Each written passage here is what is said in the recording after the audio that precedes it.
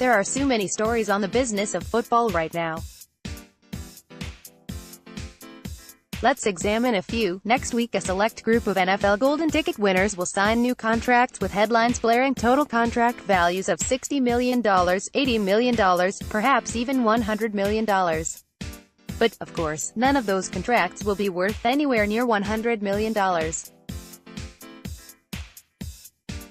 In contrast, last week, Major Leaguers Bryce Harper and Manny Machado signed contracts not only reported to be worth $330 million and $300 million, respectively, but actually worth those amounts.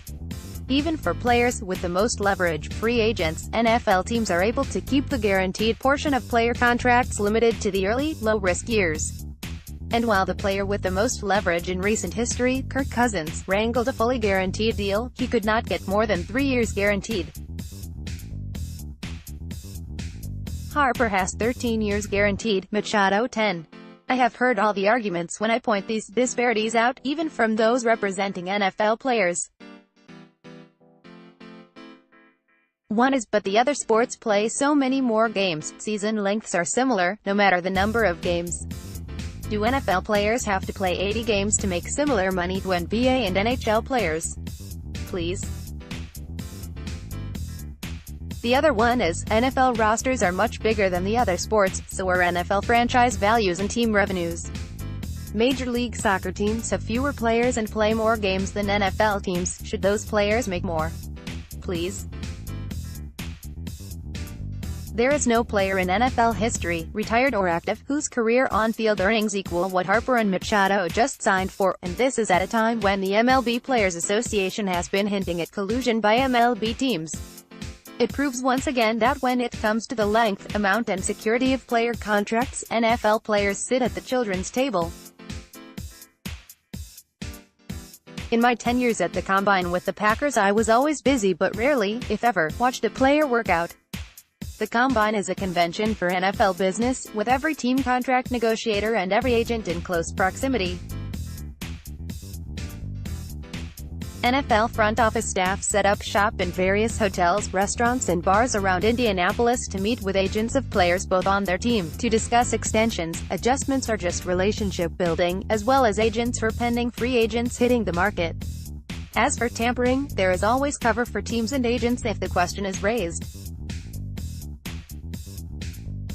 Agents usually represent players on teams they are talking to, and teams know how to frame questions hypothetically, to be immune from tampering accusations, such as, if your player becomes a free agent, what would he be looking for? Agents for top pending free agents leave the Combine with teams, pre-qualified, willing to pay the level of contract that the agent and player are looking for.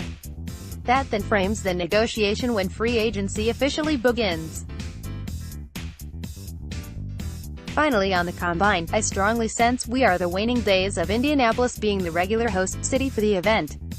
While it has become tradition to have it there and the proximity of the downtown area allows for great convenience, the NFL will soon be unable to resist temptation of more geographically desirable options. With stadiums coming online soon in Los Angeles and Las Vegas, I can see either a rotation among sites hosting the Combine, similar to the Super Bowl, or a permanent transfer to Los Angeles, with players actually performing their workouts outdoors. Imagine that. As I wrote here in December, the Eagles' affair with Nick Foles had to come to an end. They had privately and publicly proclaimed their love for Carson Wentz, and no matter how much the team and fans loved Foles, they had to separate. As for a franchise tag for Foles, it made no sense, either emotionally or business-wise. Notwithstanding the fact that the tag-and-trade strategy would not be kosher with the league, the market for Foles, as magical as he has been, was not going to be robust, likely Jacksonville and no one else. This is not fantasy football, where wannabe GMs decide Foles would be better for the Giants than Eli Manning, better for the Raiders than Derek Carr, etc. The reality is that the Eagles were going to be lucky to get a third-round pick, if that, for a player carrying a $25 million cap number. Thus, while the Eagles played the public relations game of letting Foles go to be generous to him, the reality was there was no business reason to keep him as a trade asset. He had to go, and the Eagles will now be faithful to Carson Wentz. Tom Dundon, the owner of the NHL's Carolina Hurricanes, has quickly become the most important person in a league he had no financial interest in when it kicked off a month ago. As Dundon explained on my podcast last week, an opportunity presented itself, and he pounced. It was an opportunity where somebody like me could come in and take away their need to worry about capital, and they could just focus on continuing to improve the product. Dundon then cleared up the issue of how much was invested in the future security, or lack thereof, of the AAF, saying, "I have final control now, I have final say on everything. I have the capital that can take this thing forward in a way that, depending on how much we want to grow and how much we want to innovate, will determine how much of that capital is needed." But it's like any other business. As long as there's demand, there's no reason to talk about capital anymore. Translation: as long as people are watching in the same or similar numbers that they are now, he will keep funding it, and it is secure. But if they don't, well, stay tuned. On the legal front, the misdemeanors for solicitation of prostitution will play out with what I sense will be a plea deal requiring a fine and community service, certainly not jail time. On the NFL discipline front, I would not expect anything soon, but would expect that Kraft will eventually receive some sort of suspension from team activities, though nothing that will affect the day-to-day operation of the team, as Kraft's son Jonathan will assume the face of ownership in his stead. The larger issue for Kraft, of course, is the public shaming and any effect on the respect of him and the larger Patriots brand, a brand embodied by three primary leaders: Bill Belichick, Tom Brady and Kraft.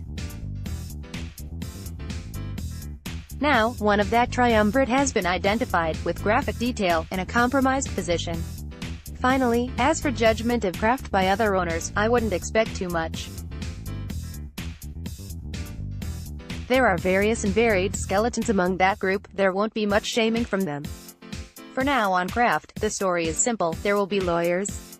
Question or comment? Email us at talkback@themqb.com.